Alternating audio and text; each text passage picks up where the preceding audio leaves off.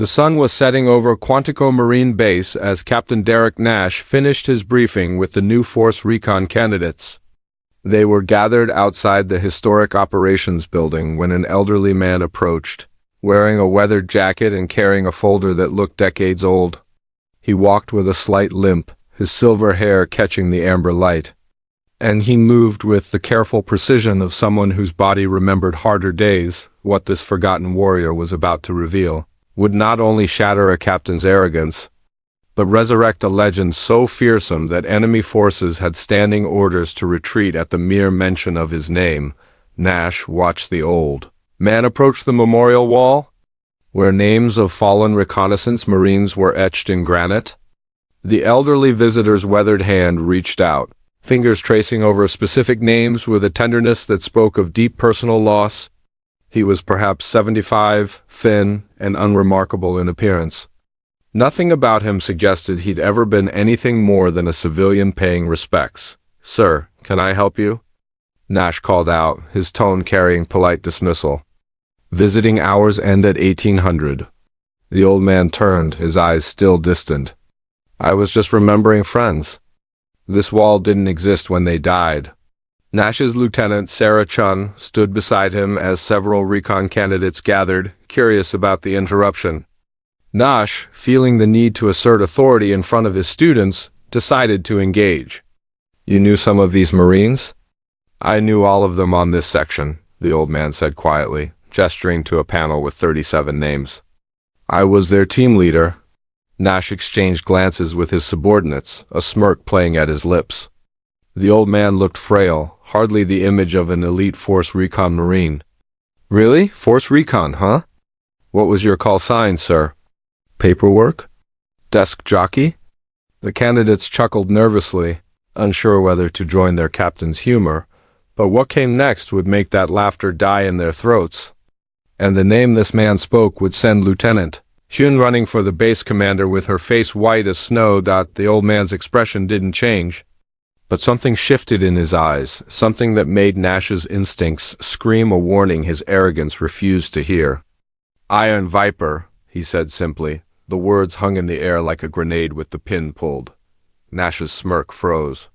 His face went from cocky confidence to absolute shock in the space of a heartbeat. Behind him, Lieutenant Chun gasped audibly. One of the recon candidates, a prior service Marine who'd studied Corps' history, actually stepped backward. "That's not possible," Nash whispered.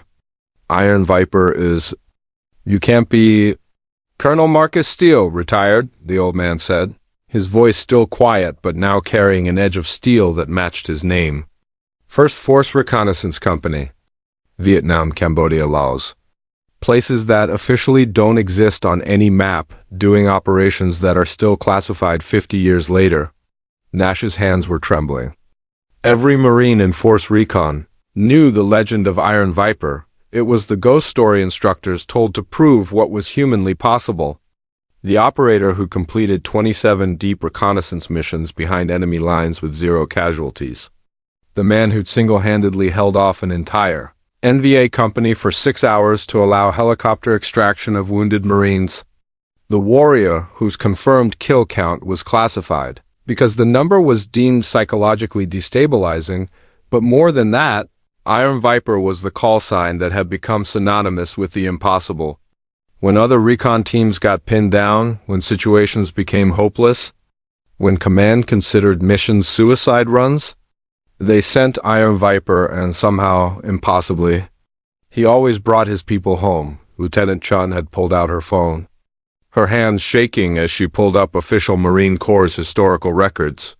Her face went pale. "Sir, it's him. Colonel Marcus Steele. Medal of Honor, Navy Cross with 2 gold stars. Silver Star with 4 oak leaf clusters. The citation alone is still partially redacted." Steele pulled a faded photograph from his folder, holding it with hands that suddenly seemed steadier. "This was my team. 3rd Recon, these 37 names on this wall. They died because I made a choice. April 1971, Laos. We walked into an ambush that intelligence swore didn't exist. I led them there." The sunset behind him cast long shadows, and in that light, Nash could suddenly see past the aged exterior to the warrior beneath. The way Steele held himself, the economy of movement, the eyes that had seen things no training could prepare you for. "I survived," Steele continued, his voice cracking.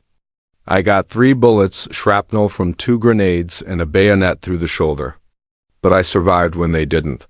You want to know what Iron Viper really means, Captain? It's not about being tough. It's about living with the memory of every Marine you couldn't save, every promise you couldn't keep, every face that visits you at 0300 when sleep won't come." Nash felt physically ill. Around him, hardened recon candidates stood in stunned silence. One was openly crying. "I came here today," Steele said, "because it's the anniversary. 54 years ago today, I lost my entire team. I come every year to tell them I'm sorry, to tell them I remember, and to make sure their names don't fade into obscurity while people make jokes about call signs and desk jockeys." From the operations building, the base commander emerged, having been alerted by Chun. Colonel James Harrison approached at a run, his face a mixture of shock and reverence. He came to attention, his salute razor sharp. "Colonel Steele, sir, we had no idea you were visiting. If we'd known..." Steele returned the salute with movements that carried 50 years of muscle memory. "I don't come for recognition, Colonel. I come for them." He gestured to the wall. "But maybe it's good that your captain here didn't know, because he just demonstrated something important." He turned to Nash, whose face was streaked with tears of shame. "Captain, I'm going to tell you something that a general once told me when I made a similar mistake. Every warrior you dismiss because they look broken, every veteran you mock because they seem ordinary, every old soldier you fail to respect, they're all carrying weights you cannot imagine. Some of us are still fighting wars that ended decades ago. And the least you can do, the absolute minimum, is see us. Acknowledge us. Remember that we were once exactly what you are now, except we proved it when it cost everything." Within hours, Nash submitted a letter of apology that would become required reading in Marine officer training. Within days, the story spread through every Marine base worldwide. Within weeks, Nash requested a transfer, unable to face his unit after disrespecting a living legend. But Colonel Steele's final words to Nash would echo through Marine Corps' culture forever. "Don't apologize to me. Apologize to every veteran you meet from now on by treating them with the respect their service earned, whether you know their story or not. Right now, there's a veteran carrying a call sign you'll never hear, surviving battles you'll never understand, bearing scars that never heal. They walk among us as teachers, neighbors, strangers at the grocery store, invisible except to those who know how to see. Before you judge someone by their appearance, before you mock what you don't understand, remember Iron Viper and the 37 names he visits every year? Share this story if it changed you. Teach it to those who need humility. And the next time you encounter a veteran, treat them with the reverence their sacrifice demands, because every one of them is someone's Iron Viper, and legends should never have to prove themselves to arrogance. The greatest warriors are often the quietest, and the deadliest snakes are the ones you never see until they strike.